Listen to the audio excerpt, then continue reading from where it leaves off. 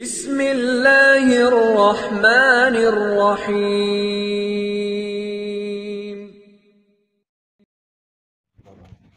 بسم اللہ الرحمن الرحیم۔ اللہم صلی علی محمد النبی الأمی وعلی آلہ وسلم تسلیما۔ اعوذ باللہ من الشیطان الرجیم، بسم اللہ الرحمن الرحیم۔ لقد جاءکم رسول من انفسکم عزیز علیہ ما عنتم حریص علیکم بالمؤمنین رؤوف الرحیم۔ اللہم صلی علی محمد النبی الامی وعلی آلہ وسلم تسلیما۔ عظمت خاتم الانبیاء صلی اللہ علیہ وسلم کے اگلے درس کے ساتھ حاضر خدمت ہیں۔ بات ہو رہی تھی کہ حضرت حمزہ رضی اللہ عنہ ایمان لائے، اور حضرت حمزہ رضی اللہ عنہ نے جن دونوں غزوات میں شرکت فرمائی، دونوں ہی موقعوں پر خوبصورت کارکردگیاں اور بہادری کے جوہر دکھائے۔ بالآخر ہندا کی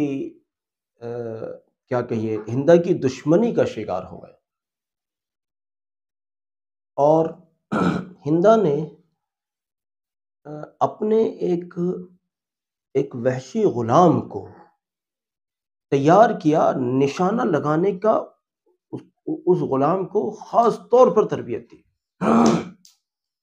اور بہت خاص تربیت دینے کے بعد گویا کہ ان کو تیار کیا کہ جب بھی موقع ملے اپنے نیزے کے ذریعے سے حضرت حمزہ رضی اللہ عنہ کو شکار بنائے، اور اس پر یہ آفر کیا یا یہ تجویز پیش کی، اگر تم میرے شکار کو یعنی حضرت حمزہ رضی اللہ عنہ کو اگر نعوذ باللہ اگر شہید کر دو گے تو تمہیں غلامی سے آزادی مل جائے گی۔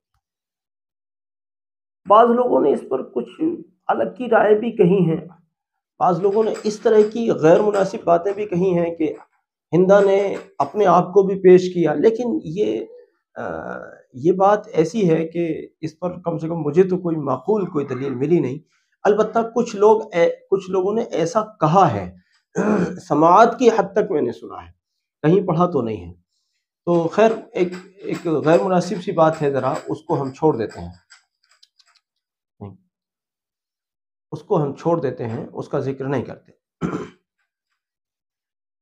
بہرحال حضرت حمزہ رضی اللہ عنہ جب غزوہ بدر میں مسلمانوں کی جماعت کے ساتھ جب لڑ رہے تھے تو وحشی کو کسی لڑائی سے کوئی مطلب نہیں تھا۔ وحشی کو بس اس بات سے مطلب تھا کہ میری غلامی سے آزادی حضرت حمزہ رضی اللہ عنہ کی شہادت کے ساتھ مشروط ہے۔ اگر حضرت حمزہ رضی اللہ عنہ کو شہید کر کے جاتا ہوں تو پھر مجھے ہندا آزاد کر دے گی غلامی سے، اس کو اسی بات سے مطلب تھا۔ اور وہ پورے میدان جنگ میں جہاں حضرت حمزہ رضی اللہ عنہ کہیں یہاں جوہر دکھاتے ہوئے نظر آتے تھے تو کبھی ادھر جوہر دکھاتے ہوئے نظر آتے تھے، کبھی ادھر تو کبھی ادھر، وہ پورے میدان میں بس حضرت حمزہ رضی اللہ عنہ پر تاک لگائے ہوئے تھا۔ اسے باقی سے کوئی مطلب نہیں تھا، کون مر رہا ہے کون جی رہا ہے، اسے کوئی مطلب نہیں تھا، اسے بس مطلب تھا تو حضرت حمزہ رضی اللہ عنہ سے۔ بالآخر یوں کہتے ہیں جب کسی طاق میں رہتا ہے نا انسان تو بہرحال ایک نہ ایک روز موقع مل ہی جاتا ہے۔ وحشی کو موقع مل گیا، اور ایک نیزہ جو ان کے ہاتھ میں تھا، اس نیزے کو جو تاگ کے مارا ہے تو حضرت حمزہ رضی اللہ عنہ بالکل آر پار نکل گیا، وہ نیزہ آر پار نکل گیا، اور حضرت حمزہ رضی اللہ عنہ جاں بر نہ ہو سکے اور شہید ہو گئے۔ انا للہ و انا الیہ راجعون۔ ایک طرح سے یوں کہہ لیجئے لشکر اسلامی کا ایک بہت بڑا سپہ سالار شہید ہو گیا، یوں کہہ لیجئے۔ اب وحشی کی خوشی کا تو کیا ٹھکانہ ہو سکتا تھا؟ اس کو حضرت حمزہ رضی اللہ عنہ کی نعش نظر نہیں آ رہی تھی، بلکہ اس کو اپنی آزادی نظر آ رہی تھی۔ لو جی میں تو اب آزاد ہو گیا۔ وہ ہندا کو بلا کر لایا جب بعد میں، جب جنگ کا میدان جب جنگ ختم ہوئی وغیرہ، ابھی لوگ ابھی چونکہ جو جنگ بدر تھی وہ عجیب نتیجے پر ختم ہوئی تھی. اس کو نہ تو آپ فتح کہہ سکتے ہیں، نہ اس کو شکست کہہ سکتے ہیں. اس کی تفصیل ہم انشاءاللہ اس موقع پہ بتائیں گے.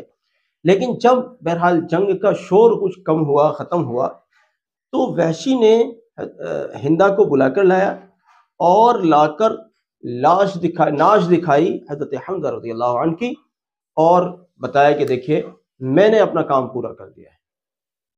آزادی بھی تو چاہیے تھی نا. تو ہندا جو اپنے خاندان والوں کا بدلہ لینے کے لیے حضرت حمزہ رضی اللہ عنہ سے خاص طور سے دشمنی مانتی تھی کہ انہوں نے بدر کے میدان میں ہندا کے خاندان والوں کو قتل کیا تھا، تو یہ تھی اصل دشمنی.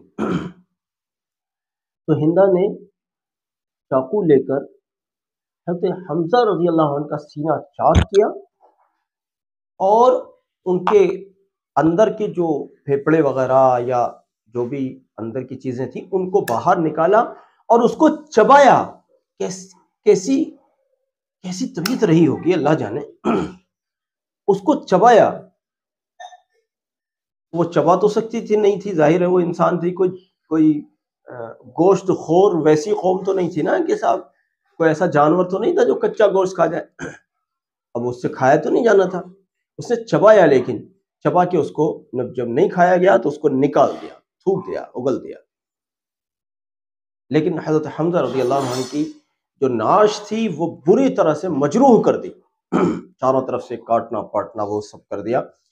اب جب موقع ملا، حضرت نبی اکرم صلی اللہ علیہ وسلم جب تشریف لائے شہداء کی طرف، جب آئے، موقع جب ملا، جنگ کا شور جب ختم ہوا اور شہداء کی جب خبر لی گئی تو ان شہداء کی نعشوں میں حضرت حمزہ رضی اللہ عنہ کی نعش بھی تھی.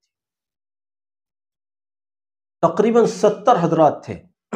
جب آپ مدینہ طیبہ جاتے ہیں تو جبل احد کے دامن میں حضرت حمزہ رضی اللہ عنہ کی قبر کے عنوان سے ایک بہت بڑی چار دیواری بنائی گئی ہے، اس میں وہ تمام شہداء کی قبریں ہیں.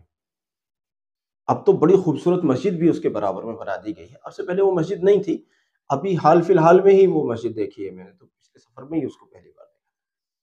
بالآخر نبی صلی اللہ علیہ وسلم کو اپنے چچا کی نعش دیکھ کر بہت تکلیف ہوئی. لشکر اسلام پہلے سے بھی بہت تکلیف میں تھا، تقریباً 70 لوگ شہید ہوئے تھے.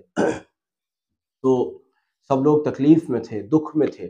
لیکن مزید یہ کہ نبی صلی اللہ علیہ وسلم کو بہت دکھ پہنچا اتنے سارے شہداء کو دیکھ کر، پھر مزید کہ یہ کہ اپنے چچا کو اس حالت میں دیکھ کر کہ ان کی نعش مبارک کو بھی ایک طرح سے کہیے کہ اس کو بھی مجروح کر دیا گیا تھا، اس کو بھی جگہ جگہ سے اس کو پھاڑ کے اور اندر کے آلات کو نکالا گیا تھا. تو اس سے ظاہر بات ہے کہ کتنی تکلیف ہوئی ہوگی. تو نبی صلی اللہ علیہ وسلم کو بہت تکلیف ہوئی، اور وہ تکلیف کبھی ختم بھی نہیں ہوئی. اس تکلیف کا یہ عالم رہا کہ جب آگے چل کر ہندا اور وحشی دونوں لوگ اسلام لے آئے تو نبی صلی اللہ علیہ وسلم کی طرف سے یہ بات رہی کہ ٹھیک ہے، میں خلاصہ عرض کر رہا ہوں کہ اسلام کے لانے سے پیچھے کے گناہ تو معاف ہو جاتے ہیں، لیکن تم میرے سامنے نہ آیا کرو، کیونکہ مجھے تمہیں دیکھ کر پھر اپنے چچا یاد آ جاتے ہیں جس سے مجھے تکلیف ہو. یہ بہت بعد کی بات ہو گئی. نبی صلی اللہ علیہ وسلم اس وقت تک بھی دیکھو نبی صلی اللہ علیہ وسلم سے سیکھو محسنوں کو پہچاننا. نبی صلی اللہ علیہ وسلم اپنے محسن حضرت ابو طالب کو نہیں بھولے. قحط کے زمانے میں ان کے بیٹے حضرت علی رضی اللہ عنہ کو اپنے پاس تربیت کے لیے، پرورش کے لیے رکھ لیا کہ چچا اس وقت آپ کے حالات خراب ہیں کیونکہ مکے میں قحط پیدا ہو گیا ہے اور گھروں میں کھانے کا انتظام نہیں ہے، علی کو مجھے دے دیجیے. اپنے محسن کے ساتھ کیسا سلوک کیا، بھولے نہیں. اور حضرت حمزہ رضی اللہ عنہ نبی صلی اللہ علیہ وسلم کو اگر ابو جہل نے اگر تکلیف پہنچائی تو حضرت حمزہ رضی اللہ عنہ نے اس کا بدلہ بھی لیا اور اسلام بھی قبول کیا، اور محبت تو پہلے سے تھی ساتھ میں کھیلے تھے. تو حضرت حمزہ رضی اللہ عنہ کی شہادت پر نبی صلی اللہ علیہ وسلم کو جو تکلیف ہوئی تھی وہ بعد تک چلتی رہی بعد تک چلتی رہی۔ خیر بہرحال اسلام کی تاریخ قربانیوں سے لکھی گئی ہے، اسلام کی تاریخ قربانیوں سے لکھی گئی ہے۔